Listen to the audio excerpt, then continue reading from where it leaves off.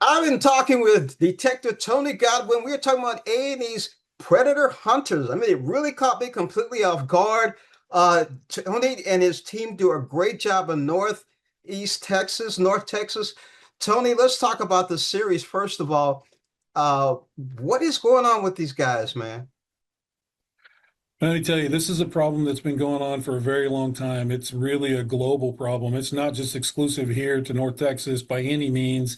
And, there's a lot of people around the country and around the world that do this job, but they do it, behind the curtain, so to speak. And so I think this is a situation that most people know exists, but unless they have some personal knowledge of somebody that's gone through something like this, it's a real good opportunity to get a glimpse behind the mask and kind of see these are real life case studies. These are real life predatory types.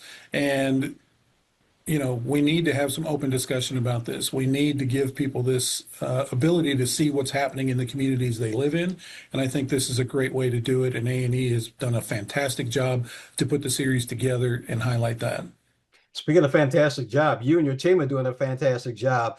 What I was more Thank impressed you. with anything was, and I don't want you to give away too many secrets, but I know you got a couple of daughters. You you actually can talk on the internet as a 13-year-old. That is very impressive.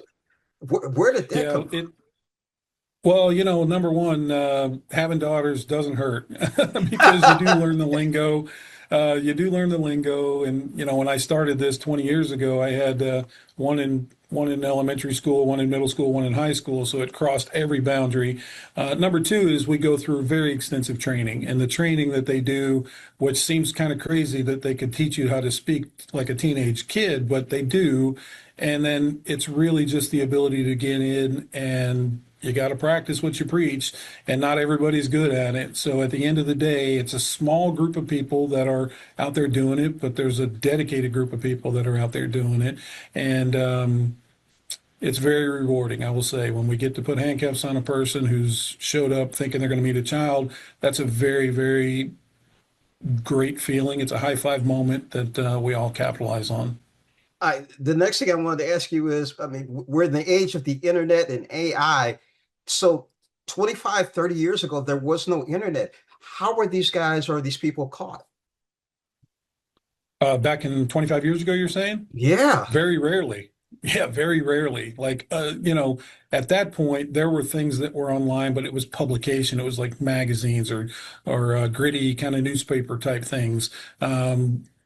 The advent of the internet has only gotten crazier and worse for them and given them the ability to seek out other things. So it was very rare that they were getting caught. Usually somebody would stumble across something or they'd see something or they'd encounter something and kind of make the hair on their neck stand up. So they would let somebody know and they would notify the police. So it was much, much difficult to do, a lot harder to do back when I first came in. But we did have the internet. And so now, unfortunately, with that, it raises a lot of issues, and we have to put ourselves out there on a bunch of different platforms to be able to track these guys down. So with the new age of AI, is that good or bad in law enforcement? Well, I don't think it's going to be the best for us on this side because of its capabilities, and it's really scary what can be done and created with AI and the deep fake that happens. However, we're a little bit behind the power curve because we don't have any tested case law yet. So while there are some laws that are coming into play that address the AI situations, but particularly around child sex abuse material and the kind of imagery and videos that get generated, so the state and federal government is trying to stay up to speed with that and have good charges, but it's really kind of untested at this point. So we don't really know. I mean, we feel good that what we're putting in place is going to work, but I suspect it'll be tweaked over time. It was interesting when I watched that first episode. The one thing I noticed in each person that you caught and arrested, it- they were surprised. They were like, they did nothing wrong. They didn't understand what was happening. Where was their thinking? Yeah. Well, I wish I had the answer to that. I wish I was in that field where I could dig into their brainstem and kind of understand that because I do love the interview side of it so much. I kind of feed on that the most. And what I see very consistently is that they are really sorry they got caught. not so much sorry for what they've done Hmm. because the gravity of it hasn't really settled in. At some point in time, they do kind of cross a boundary where they have to know. I've actually had offenders thank me somewhere down the road to say, thank you for getting me because I would have harmed a real child. And that's a very telling kind of a thing to say to a detective. But at the end of the day, that's the reality of it. This is a situation where they need to be removed from the online world. And I'm grateful to get an opportunity to put them behind bars where they don't have that access to a kid.